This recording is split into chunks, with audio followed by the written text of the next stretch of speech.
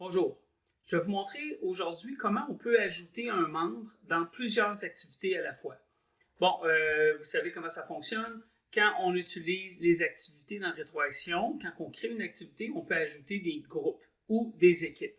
Et ça peut arriver que vous allez vouloir ajouter seulement une personne. Par exemple, un bénévole qui fait partie du personnel qu'on aimerait ajouter dans certaines activités pour que cette personne-là, soit sur place, qu'elle va prendre elle va prendre sa présence aussi, on va choisir indiquer sa présence, remplir son formulaire COVID, etc.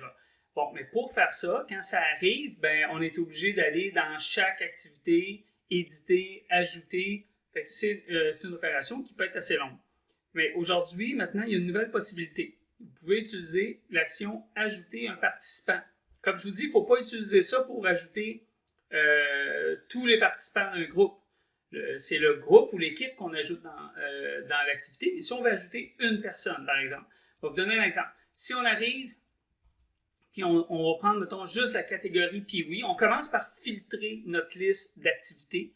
Fait que là, je pourrais dire, moi, là, je vais ajouter quelqu'un qui va être présent à toutes les pratiques, par exemple, du groupe 1. Et là, je pourrais arriver ici et dire, OK, le groupe, c'est le groupe 1 que je veux. Je vais choisir le groupe 1 ici, puis je pourrais dire le type d'activité. Moi, c'est seulement les pratiques que je veux. Je fais appliquer.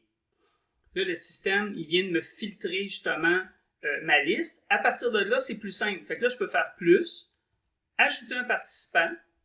Le système me donne cette liste d'activités-là. C'est pour ça que je vous dis que c'est intéressant de filtrer, sinon vous pourriez avoir 200 activités-là, puis là, le travail va être quand même compliqué. Là, je vais dire oui, c'est dans toutes les activités, toutes les pratiques à venir du groupe 1. Je fais suivant.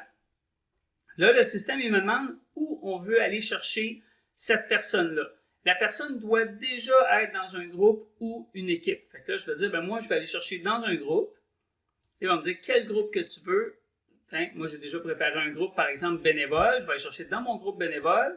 Puis là, le système, il dit, voici les personnes. Je prends Marc Bergevin. Je fais ajouter.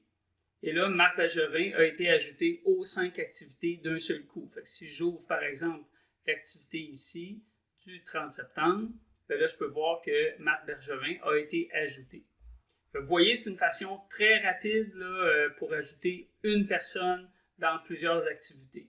Fait qu'on se sert de ça, comme j'aime dire, un peu un genre de gestion d'exception. On pourrait utiliser aussi cette option-là pour ajouter un gardien si jamais il nous manque des gardiens, mais là, on pourrait dire, OK, tel gardien, on va l'ajouter dans telle activité. Fait qu'on n'a pas besoin de déplacer le joueur d'un groupe ou de le mettre dans deux groupes, par exemple. On peut juste y aller à l'unité comme ça au niveau des activités.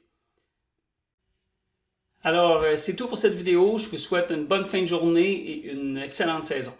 Merci, au revoir.